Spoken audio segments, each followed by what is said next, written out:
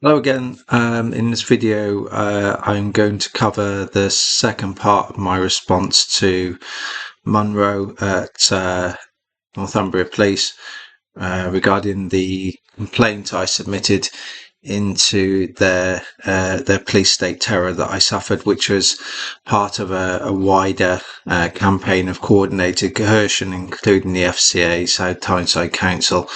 And I've covered a lot of that in previous videos, so I won't sort of go over ground too much. I've pasted the second part of my response into a different post, so I'll sort of cover some of the points I make, but you can read it in full in the separate post because I don't really want to make the video too long just by regurgitating a long email, but there are some very good points in there. But before I go on to that, I just want to reiterate some context that I've discussed through various videos, and as I sort of try to place a lot of what's happened in terms of the long process of a state failing. And this is not just unique to Britain. You see it throughout quite a few Western countries, as we would term them. Not all, but there's certainly the trend present in many of them. Britain being particularly prevalent. I mean, if you look at, in a global scale, stepping back from Britain, if you look at the World Cup, for instance, you can see that I suppose you would say the decadence, the vulgarity, and the blatant corruption of it. It's all part of the same theme. Now, these themes have been present throughout history. Right from ancient times. I've quoted a few books, from Dostoevsky. I've also quoted Tolstoy, who were particularly good because they were focusing on the sort of decline of the Russian Empire, the Romanov Empire, and some of the degradation and the degenerate nature of that society and how it became more corrupt and tyrannous. And they're the trends that you see. I mean, there's another book I have here. I mean, if you had the patience, you could go through Tacitus's Annals of History, where he looks at effectively from Augustus onwards the sort of decline and degradation of the Roman Empire, where essentially what the state does is when it starts to fail and people start to see it, it has to become more tyrannous. Justice has to become more arbitrary, and you have to use people's resources and tyrannize them to try to prevent them from moving to a position where they won't accept it anymore. And you can do that in a few ways. If you jump forward to a modern context, I'll try and give you a few examples of how you can see this. Clearly, information is one. So you can't have situations where people are freely discussing the breakdown and degradation, corruption of society. So you have to do something to restrict that. And if you look at a few examples now, you've got the Labour government are pushing hard for YouTube and etc. to promote the BBC and Sky and ITV as trusted media sources. So essentially, you want to make them the deities of information. So you want to try to make it difficult for people to consume knowledge from outside of approved sources, even though those approved sources are probably the biggest distributors of misinformation that you can find. You saw it with Nando's, as Lisa Nandy stepping back from X, saying, "Oh, I'm going to take my whole department off," and things like that because of disinformation. Disinformation is a euphemism for we can't control the narrative on here. Now, of course, X isn't perfect. People write inappropriate things. That's always been like that in society. Years back, you go to pubs and people would say and do inappropriate things. It's not that you should condone it, but you can't use it as a pretext to shut down free speech. But what she's trying to say is, oh, I'm stepping down because of disinformation. But in reality, what she means is she can't control the narrative on there, so they're trying to delegitimize it. And another more sinister aspect is the latest extension to terrorism legislation, where what they want to try to do is essentially designate certain sources of information as hostile. A bit almost like what they've done with the prescription of prescribing Palestine Action. Again, I always said I don't condone what they've done with damaging property, but I don't believe they're terrorists. But a little bit like that, what they want to do is to try to designate sources of information that challenge official narratives as hostile. And then, even more sinister, what they want to do is, if you consume information from those sources, you will also be a terrorist. So we're moving to this point I discussed on other videos, where to terrorize people, you can move to a position where anybody can be accused of anything.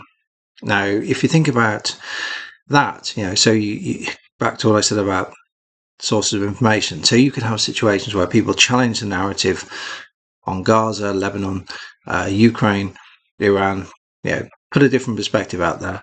And you could have a situation where the state is able to deem these people, even receiving the information, never mind projecting it, as terrorists.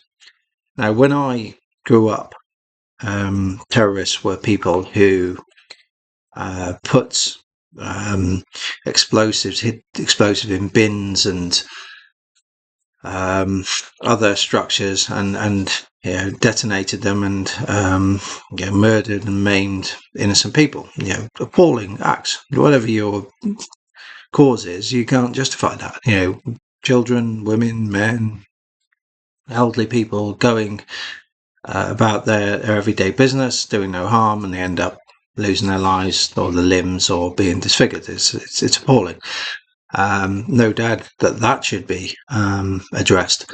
But now we're moving to a case where you challenging a narrative can make you a terrorist. So you can see how it's sort of closing in. And the same, they didn't have the same high-tech sources in ancient times, but what Tacitus was saying was essentially, you have to terrorize, you have to restrict the source of information, you have to terrorize people, and failing that, you have to send them to war. Because if you think about it, I'll explain it, because you think, well, that's a bit extreme, but it isn't. Because the sort of people who will challenge, and I don't, not condoning violence here, but at all, but the sort of people who would challenge being oppressed and misled and being taken for granted and so on, and being squeezed for taxes and so on, are going to be more active people generally. And or they'll be the most difficult to contain. I know with Palestine Action, we've seen the police terrorise disabled people, blind people, and people in their 80s and so on. But generally, it's the fit and mobile that are going to be more of an issue. So if you can't terrorise them, then effectively you send them to war, and then you get the distraction, and instead of fighting. Again, I'm not condoning violence, but instead of resisting you as a state, they're fighting someone else. And then they come back broken, if they get lucky enough to come back all broken, dispirited, and so on, and exhausted. Brave people. And if you think about all the aggression we're seeing now, the provocation, there's no real credible talks about getting along with people, understanding people, finding ways that they can live together peacefully despite their differences. It's all aggression, arming, provocation, moving forward, because you need that if you can't control the people by terror, you have to create these enemies, and you have to potentially create the provocation for wars and send the people who are agitating off to do that. And it's, even if you look at World War One, they won't sort of tell you this in sort of school history. But if you look at, for instance, Britain, France, and the Russian Empire, in particular, they were, and you could say the Ottoman Empire as well, actually. Germany wasn't doing too bad because it was on the up after the Franco-Prussian War and the unification. But in those other empires or countries, people were starting to challenge the circumstances they faced. They didn't want to work as long. Not that they were lazy. They wanted to work normal, reasonable hours, reasonable pay, reasonable conditions. They didn't want to be injured and harmed at work. At the end of an arduous working career, they wanted something to look forward to, a bit of retirement, where they could hopefully have a rest for a few years before dying. Things like that we would take for granted now, people were asking for. It was becoming a problem because the state wasn't really listening, and they were pushing and pushing. They also wanted greater voting rights, and you then look at an eminently avoidable war in World War One, and you start to think of how these things happen. And these aren't conspiracy theories. You can read about all these things yourself. And that's really where we are. And look at also how degenerate politics has become. We have soon a prime minister who wasn't even an MP at the last general election, so he didn't even stand on the manifesto of Starmer, and so he's coming in completely without any challenge, without any serious debate. Just parachuted in from nowhere, and he'll almost certainly be a disappointment and a continuation of fresher face. I'm not going to say about eyebrows or anything like that, or t-shirts. That's up to Burnham what he does. But you can see that there's just the ghost and dropped in. Starmer clearly lost control of narrative, so somebody else gets parachuted in to try to be a continuity but not real change candidate. And even look at the situation with Nigel Farage. Essentially what he has done. I don't condone abuse with him and his family. I likewise extend that to Starmer. But Farage, the story was running away from Farage, and rights and wrongs of it will be determined in time. But he, to try and get back control of what had happened, he triggered a by-election, and now seems that he's going to go toe to toe to retain his seat against Steve Bin. It's absurd. It's degenerate. And the easiest thing for him to have done is to wait for the inquiry to happen. He might not like it, he might dispute it, but then let the inquiry run its course, pull apart what he believes is injustice, and then take it to his constituents and let them decide. But he's doing it before because he wants to pull back the narrative, and you can see the whole thing is just completely degenerate. So hopefully that gives you a flavour for really what we face. And to now go to my email, the second part of my email, which I won't spend that much time on because people can read it. I start with this, effectively it's a taxpayer-funded evasion. And really what I'm trying to do here is show people that ultimately the state will use your resources against you when you become inconvenient. But people have the powers of numbers, and they can't do this without the consent of people. And I'm not talking about mass violence, but I'm saying people have to consent to these things. And people need to realise that, instead of being divided along lines of race and religion and so on and so forth, which in many ways is some ways distractions, people really stuck together and looked at their differences and said, okay, we can live with our differences if we respect each other. Actually stand up to the state and say, we're not happy with what you're delivering, and we're not happy with you taking away our liberties. Because ironically, the biggest loss of liberties you face don't appear in anyone's manifestos. What they tend to do is they bundle them in during a parliamentary term when people are not looking, dress it up as if it's quite nice, like terrorism, online safety, but they bundle in some nasty stuff with it, and before you know it, your liberty's gone. Yeah, so that's what people need to focus on, not fighting each other, but challenging the state. Not violent challenging, but challenging the narratives of the state and saying, look, ultimately you need us to pay. So I move on. I look at paragraph 4. Remember, I posted Munro's response into the first email and then my first response to her in a subsequent post. So this is a subsequent post, i.e. the second part of it, but you need to look at Munro's response in the first email, first video. And essentially what I'm saying is here, what she's again trying to do is to say, we can't get involved in this family court, this, that, and the other, because, we don't authorise. She's creating a smokescreen, because she hasn't been asked to do that. What they've been asked to do is we've shown examples of gross abuse of office, and saying that, you are morally bound. If you ask somebody and said, right, you made a complaint about this person for harassment of terrorism, harassment, hate, they're the fronts they use to come after people when they become inconvenient. So you made this complaint, harassment, and which is quite absurd because I'm able to freely approach her now, but I'll come to that in the next response. And even write to her, actually. But this, but if you said to her, are they right in the fact that you accepted unsigned, falsified evidence? There's a lot of footage that we've got to go through as well, which she's obviously very concerned about, because we show how she conducted herself throughout this process, hence why they took the computer.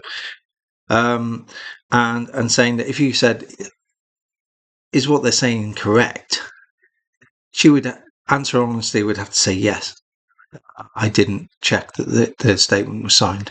I didn't check that the letter from younger daughter was signed. I didn't ask why it was typed unsigned and presented via a social worker with no one else present, not even the child guardian. I didn't check these things. So, and then, morally bound, the police would have to say, well, that's very, very serious. It isn't our remit, but we have to send that to the family court. We raised it personally, the family court, they dismissed it. But the police would be obliged themselves to say, we believe that, through investigating this, serious abuse of office has occurred. So she's trying to get away from that morality of that. So go back to the Dostoevsky's An Idiot, the critique of the practical man. She's trying to be the practical man, 19th century man, modern day man in the plural, meaning everybody. She's trying to say, stick to the systems, the rules, exactly the rules that the police were applying in the tragedy of Henry Novak. Just say, instead of saying, no, we have to listen to what he's saying, even if we have our doubts, because what he's saying is so important.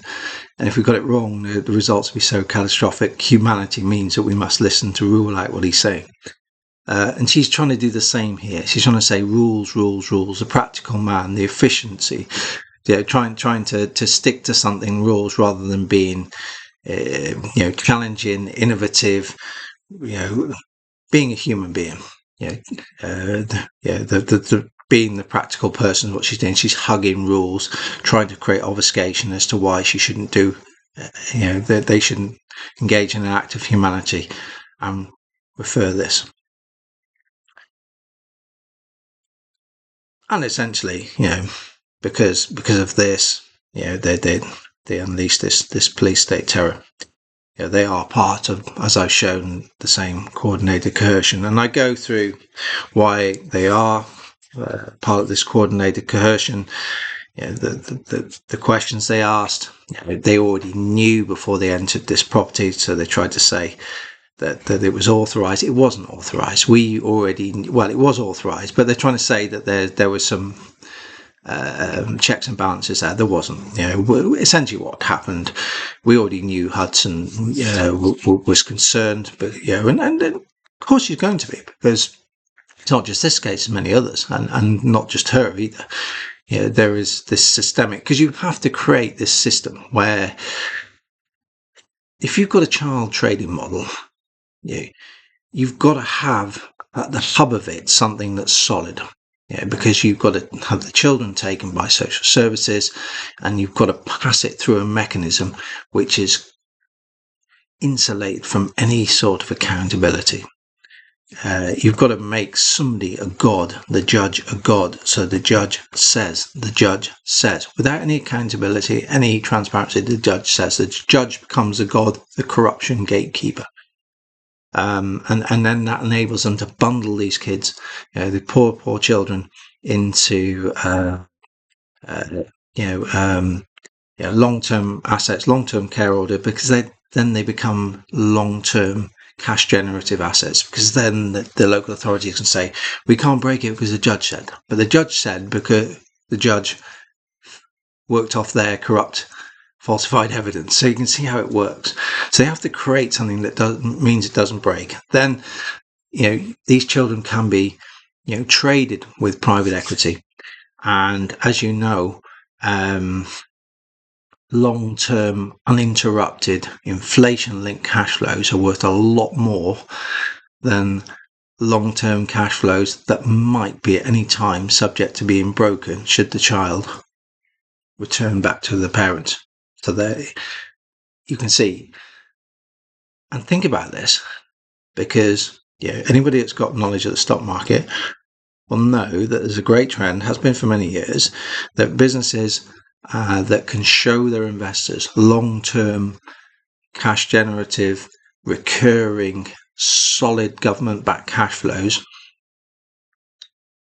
are rated very highly. So in theory, this model should be perfect for the stock market, but they won't bring it to the stock market because they know what it is. So it has to be kept in the private equity space, because it isn't subject to the same level of transparency. You haven't got analysts, you haven't got updates, you haven't got people asking to come and see your facilities and things like that, and really drilling into your business model. So it has to be. Then you've got a problem then when it's in that space, is how do you realise your value of it? If you can't take it to the stock market because you don't want the scrutiny of what you've been doing, you have to trade it with other private entities. And then you need the liquidity going into that to create that ability to trade, because otherwise, how will you realise the value of your asset? And you do that by promoting private assets to retail and institutional investors like pension funds and charities. Then they can package these things up amongst themselves, realising the value of them without any real transparency. Locked in by obscene corruption at family courts, with judges agreeing to wade through obviously falsified evidence and doing it behind closed doors in a way where the judge can create any threshold he or she wants. So that's essentially what happens. And we've gone on and we've shown the immense abuse that our younger daughter suffered at the hands of Tyneside Council, stripping her of Polish heritage, isolating her from her friends, subjecting her to humiliation where her presence have to be censored. We're making us attend family time in a filthy contact centre, which I was able to film myself, opening a gate and just walking in a back door. The same centre where my wife was intimidated for using Polish language. Same contact centre, we were banned from using Polish language, and so on and so forth. So it's all part of the psychological torture that they apply to parents and children. This is what happens when systems become outside of any accountability. But we've sort of said to the police, well, you should investigate these, because we believe our daughter's being systemically abused by Tyneside Council to prevent us from challenging their inhumane actions to support this child trading model. and they refuse because it's the same. They say we can't, but you can. That's not actually true. That's why she hasn't quoted a law or anything like that, because she can. Just as any other abuse and any other parent responsibility, if abuse has happened, they can investigate. They try to use the very, very same tactics in the rape gangs. Read Lowe's report. Read the part about the police. Police dismissing claims, refusing to get involved. The practical man refusing to get involved, following what they believed was the rules, not humanity. That's what crucial part of sustaining the rape gang scandal. The police were fully complicit. The state was fully complicit. And it's the same argument that Munro is using here that led to it happening. So that's a crucial thing. Also, they've refused, and I put this here, to listen to complaints we have about being intimidated by South Tyneside Council. They refused to listen to me about the coordinate coercion that I've received from South Tyneside Council, and the FCA threats I've received from both, and coercion, because they can't. They're part of it. But in terms of your FCA thing, I've just shown you on the previous video I posted how I was correct all along, that they don't set out to harm clients. They're not like that. They're certainly not. But the model of which sustains the regulator prosecutor model, the aspect that sustains it, is the obfuscation that's built within it. So when they fail, they can use concepts like prejudice and so on, and then buy the time to be able to then spin the narrative from being a catastrophic failure to being a moral victory. Even though the scandal could not have happened had they not themselves failed. And it's I've shown you that in the previous video. The main account that was used to transit money from client assets out into other activities that John saw appropriate was the Collingwood Wealth bank account. Now, the Collingwood Wealth bank account, as I've shown you on my previous posts and videos, is still active. Now, think about that. The main account, where tens of millions of pounds transited through, was never even closed down. So you can see the scale of the incompetence and why exposing these things led to this police state terror that I've suffered, and these threats, because people don't want you to see these things, this corruption. They have to use your resources against you. If people can see the degeneracy, you have to terrorize them with their own resources, and that's effectively what has happened. Now, one more thing I would say is, going back, I made the point with this, what they call seizure, of your devices, where they created this false pretext of vandalism, where I would have needed a time, based on their line of questioning, it would have needed a time machine to have done it. So they already knew. They wanted my devices, a bit just like with George Galloway, just like with Tommy Robinson, not endorsing either of them, just looking at the trend. They were stopped in the Terrorism Act. Let go, but the devices retained.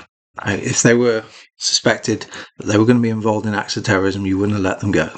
They wanted the devices. So same with me, create some pretext of vandalism that they knew very well I didn't do. When that was signed off and authorised, they knew very well I didn't do it, because it was impossible with the line of questioning to do. They had no evidence.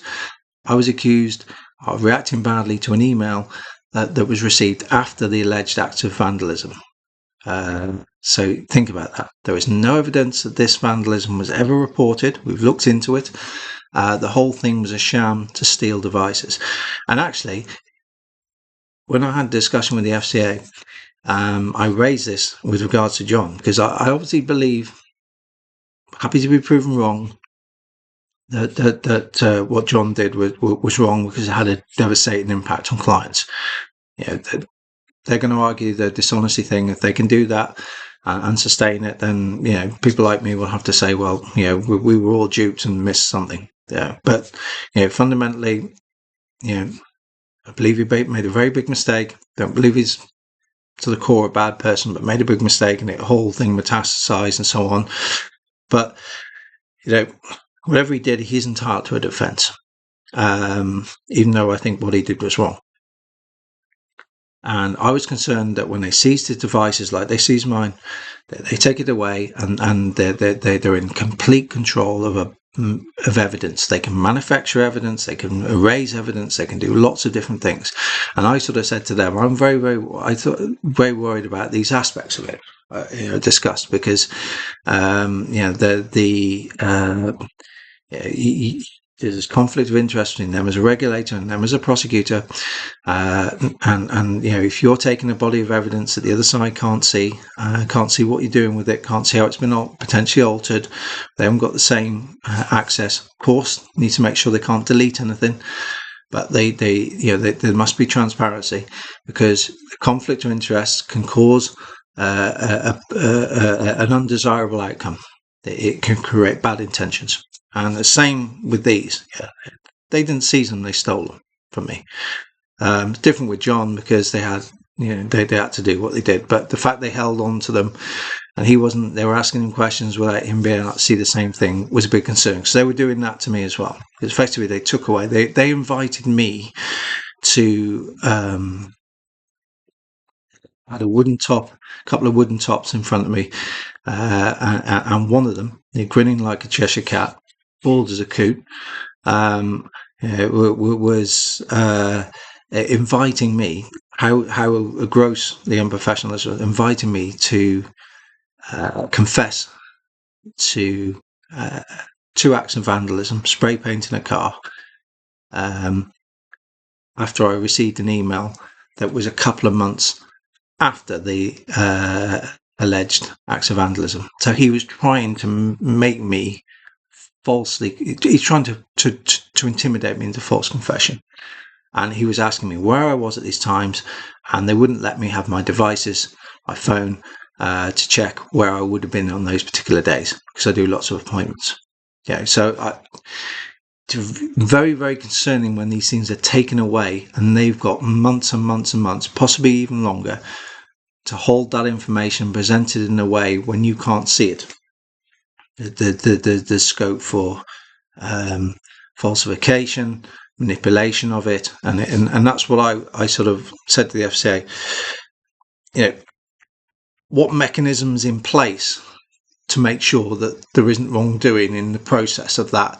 In fact, that you could try to present it in a way which dumbed down your own catastrophic failings, and that's the concern I had, and the same concerns present here. So that's it for now. I'll continue with the response soon. But the video is fairly long, but I always try to put it into context, and hopefully you can see when I do that what ultimately my points are. That's it for now. Take care.